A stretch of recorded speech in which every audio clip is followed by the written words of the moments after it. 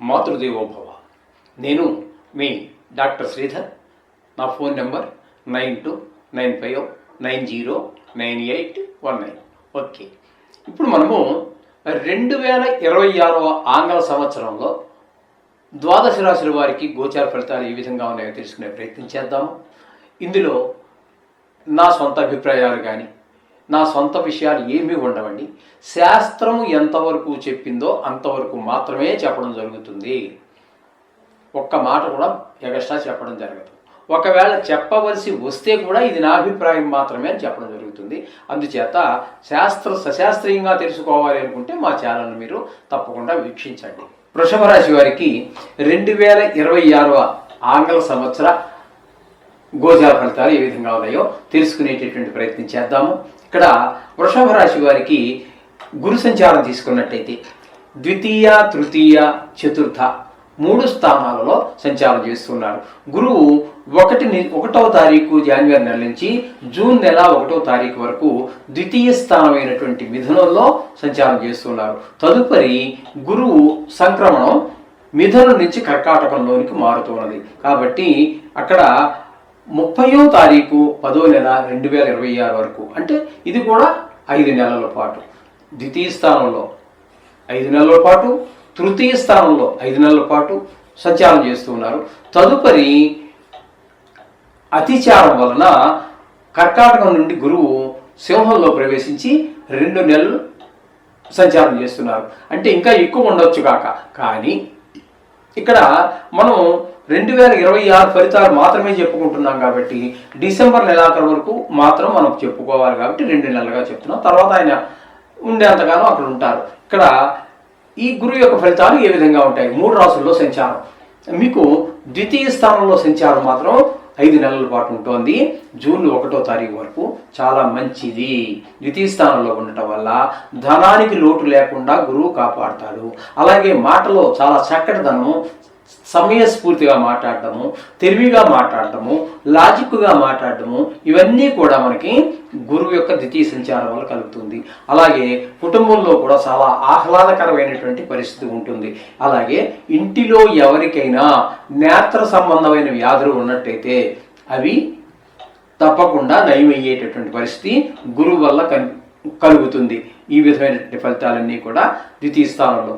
తదుపరి అంటే జూన్ 2వ తారీఖు నుంచి ఒక 5 నెలల పాటు 30వ తారీఖు 10వ నెల 2026 వరకు 5 నెలలు తృతీయ స్థానంలో ఉండటం వల్ల తెలుసున్న వారు కానీ, చుట్టాలు కానీ, బంధువులు కానీ, ఇంట్లో వారు కానీ, చిన్నప్పటి నుంచి చదువుకున్న వారు, సహ ఉద్యోగులు, సహా అధ్యాయులు, మన పై స్థాయిలో ఉన్న, కింద స్థాయిలో ఉన్న వారు ఎంత ఆర్థికంగా ముందుకు ఉన్నా ఎక్కడా వీరెవరూ కూడా అంటే మనస్ఫూర్తిగా మన సహాయం చేయరు. వాచ అంటే మాట సహాయం కూడా చేయరు. కర్మణ డబ్బులు ఏదో అవసరం వచ్చి అడిగాము, వారి దగ్గర డబ్బులు ఉన్నా కూడా ఎందుకునో మరి వారికి ఇంకో రకం ఖర్చు ఏర్పడడం కావచ్చు, లేకపోతే ఏ కారణం అనేది మనకు అనవసరమైనటువంటి విషయం, మీకు మాత్రం సహాయపడరు.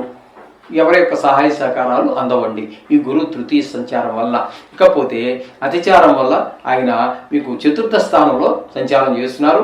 ఇక్కడ కూడా 4వ స్థానంలో కూడా గురువు ఆ 2 నెలలు అంటే డిసెంబర్ లాస్ట్ ఆఖరి రోజు వరకు కూడా ఆయన అక్కడ సంచారం చేస్తున్నారు. 4వ స్థానంలో ఉన్న కారణంగా విద్య విషయంలోనూ, గృహాల విషయంలోనూ, భూమి విషయంలోనూ, వాహనాల విషయంలోనూ, మన స్వభావ విషయంలోనూ వ్యతిరేక ఫలితాలు ఇస్తాయి.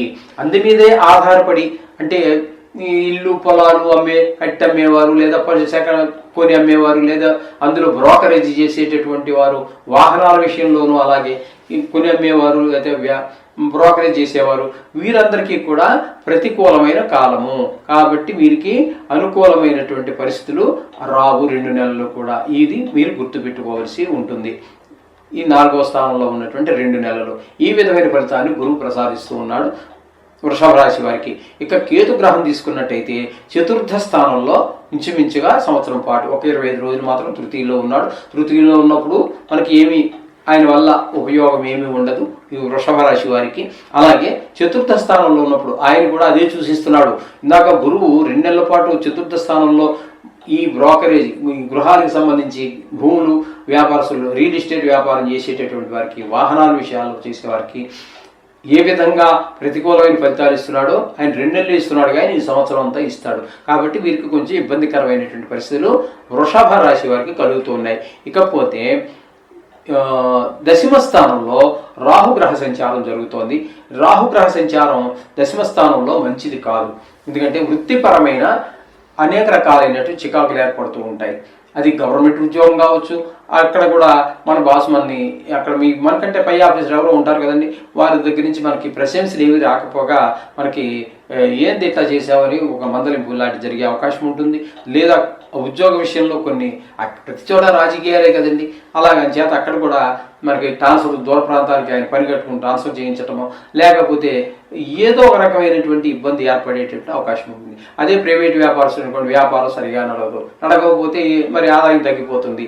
అదేవిధంగా ఆయన కూడా సంక్రమణం ఎప్పుడంటే 5వ తారీఖు 12వ నెల 26 వరకు ఆయన దశమ స్థానంలో ఉన్నారు. తదుపరి ఆయన కూడా సంక్రమణం కాబట్టి ఒక 25 రోజులు భాగ్యంలో, అది కూడా మనకి ఏ విధమైనటువంటి శుభ ఫలితములను ఇవ్వజాలదు.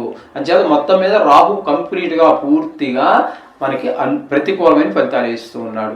ఇక శనిని కనుక తీసుకున్నట్టే, శని భగవాను తీసుకున్నట్టయితే ఆయన ఏకాదశ స్థానంలో సంవత్సరం అంతా కూడా ఉంటారు ఇక్కడ. కాబట్టి ఈయన ఏకాదశ స్థానంలో ఉన్నటువంటి గ్రహం తప్పకుండా యోగిస్తుంది. కాబట్టి ధనానికి లోటు లేకుండా, వీరందరూ ధనానికి లోటు వచ్చేలా చూస్తూ ఉంటే ఆయన ధనానికి లోటు లేకుండా చేసేటటువంటి పరిస్థితి ఉంటుంది.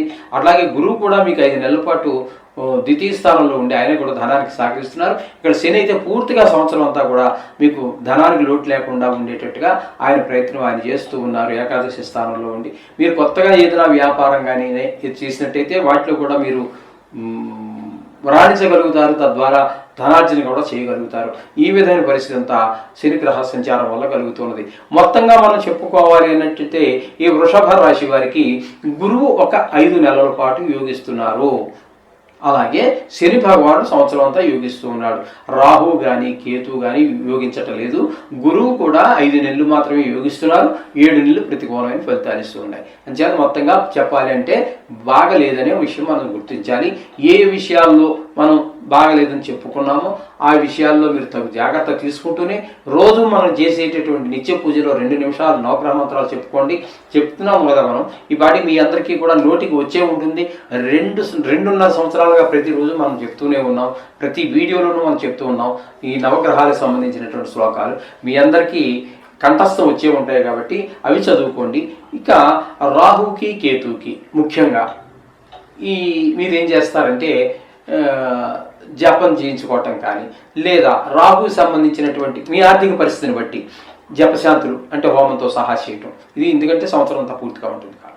లేదా మీ ఆర్థిక పరిస్థితిని బట్టి 1 కేజీ మినుములు తీసుకొని 1.25 కేజీ మినుములు, 1.25 కేజీ ఉలవలు తీసుకొని బ్రాహ్మడికి సంకల్పం చెప్పించుకుని రాసి చెప్తారు. దానికి దానం ఇచ్చేసినట్టయితే మీరు ఆ దోషాన్ని నుంచి మీరు బయటపడడానికి అవకాశం ఉంటుంది. జీవితంతో కొంచెం ప్రశాంతంగా ఒడిదుడుకులు కొంచెం తక్కువగా ఉండేటట్టుగా జీవితం నడుస్తూ ఉంటుంది. కొన్ని గ్రహాలు ఎక్కువగా ప్రతికూలిస్తున్నాయని కంగారు ఏం పడద్దండి.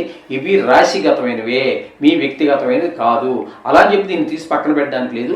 మీ వ్యక్తిగత జాతకం బాగున్నట్టయితే దీని ప్రభావం చాలా చాలా తక్కువగా ఉంటుంది. అలాగే ముఖ్యంగా మీ వ్యక్తిగత జాతకం రాయించుకోండి నిష్ణాతులైన వారి చేత. మా దగ్గర కూడా సౌకర్యం ఉన్నది.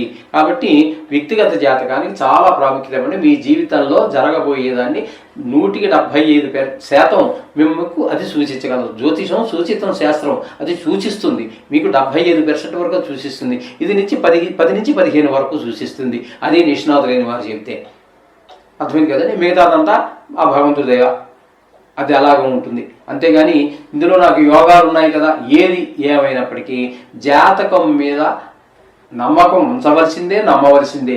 అలాగని చెప్పేసి దాని నుంచి మీరు చేయవలసినటువంటి విధి విధానాల నుంచి మీరు తప్పుకోవడానికి వీలు లేదు.